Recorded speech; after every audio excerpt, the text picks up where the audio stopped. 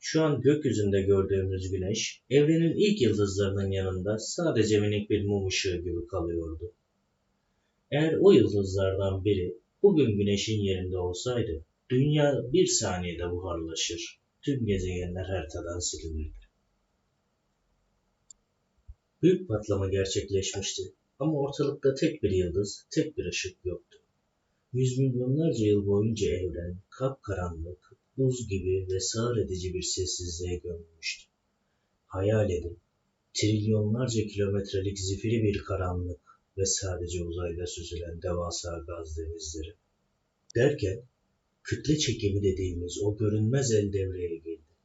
Bu devasa gaz bulutları yavaş yavaş birbirine doğru çekildi, sıkıştı ve ısınmaya başladı.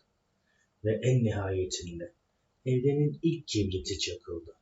Kozmik şafak tam olarak burada başlıyor. İlk yıldızın tutuşması sıradan bir olay değildi. O devasa ışık etrafındaki diğer gaz bulutlarını da harekete geçirdi. Tıpkı yan yana dizilmiş dominolar gibi. Birbiri ardına çıkan devasa fenerler o amansız karanlık çığlıkları yırtıp atmaya başladı. Bunu devasa, simsiyah bir stadyumda sırayla yakılan dev meşaleler gibi düşünebilirsiniz. Evren ilk kez aydınlık ne demek, ışık ne demek bununla tanışıyordu. Ama yakılan bu ilk meşaleler bugün gördüğümüz hiçbir şeye benzemiyordu. Bugün bize hayat veren güneş oldukça uysal ve sakin bir yıldızdır. Ama evrenin bu ilk çocuklarını güneşin yanına koyabilseydik, güneş onların yanında dev bir binanın yanındaki toplu iğnebaşı kadar kalırdı. Peki bu yıldızlar neden bu kadar devasaydı? Çünkü evren henüz çok temizdi. Ortalıkta sadece saf gaz vardı. Kütle çekimi hiçbir engelle karşılaşmadan devasa gaz kütlelerini tek bir noktada topladı. Bilim insanları evrenin bu ilkel devlerine popülasyon 3 adını veriyor. O kadar sıcak ve vahşilerdiler ki etrafındaki uzay boşluğunu adeta kavuruyor, akıl almaz bir radyasyon fırtınası estiriyorlardı. Onlar evrenin ilk ve en vahşi hükümdarlarıydı. Fakat bu muazzam büyüklüğün çok ağır bir bedeli vardı.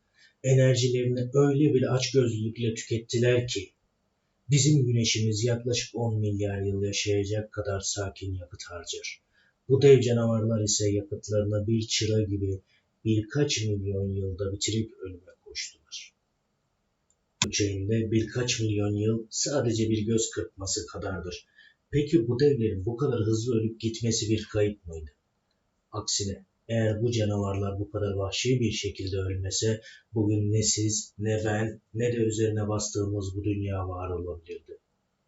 Evren ilk kurulduğunda menüde sadece iki basit şey vardı. Hidrojen ve helyum. Ne demir vardı, ne oksijen vardı, ne de karbon. İşte bu dev yıldızların kalbi devasa birer kozmik fırın gibi çalışmaya başladı.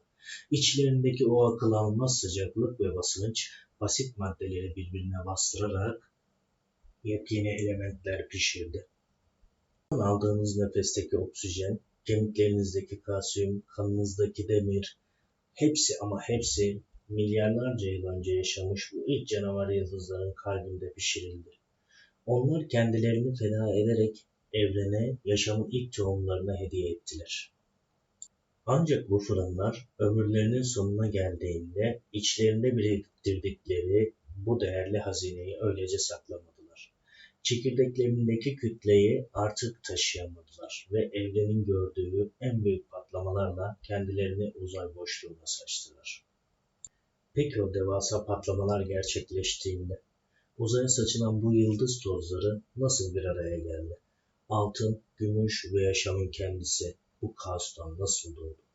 Bizi var eden kozmik simyanın hikayesi bir sonraki bölümümüzde.